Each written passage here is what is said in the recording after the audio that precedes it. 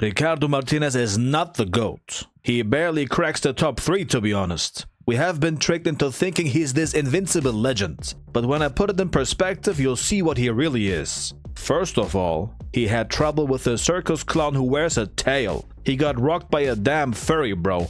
Wally confused him for 3 rounds by just running around and doing front flips. Imagine winning for 15 years on the world stage and having 70 wins, but a 19-year-old furry baffles you. And talking about 70 wins, those wins are extremely questionable. Who has he even beat? We know early in his career that the AG almost got him with a heartbreak shot. Ricardo even said he respected him the most. So all the other fighters before this were no-names. And ever since then he hasn't beaten any big names either. Only Billy McCallum, who was a champion as well. I'll give him that. That was a good performance. But now watch this. Sando dropped him. Sando. Not some fine-tuned high-tech boxer from Brooklyn. Or a Cuban playboy who only eats chicken. Sando.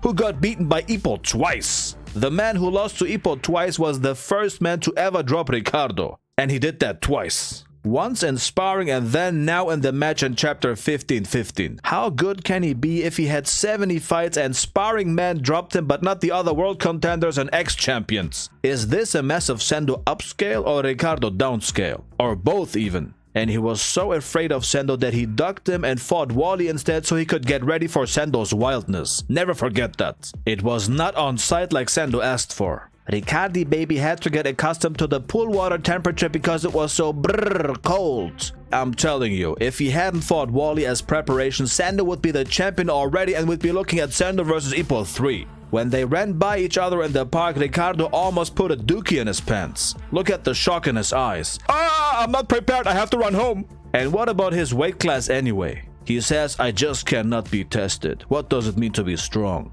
Then why aren't you moving up in weight and fight the big boys, bro? He could have challenged at least 1 weight class above, but his glass chin won't allow it and he doesn't want to eat more chicken because his tummy hurts. Mashiba is a real man. He fought at featherweight, then junior lightweight, and then he even moved up another weight class to lightweight to hang with the big dudes. Don't talk about being tested in true strength when you want to keep your waistline thin like a Miami thought.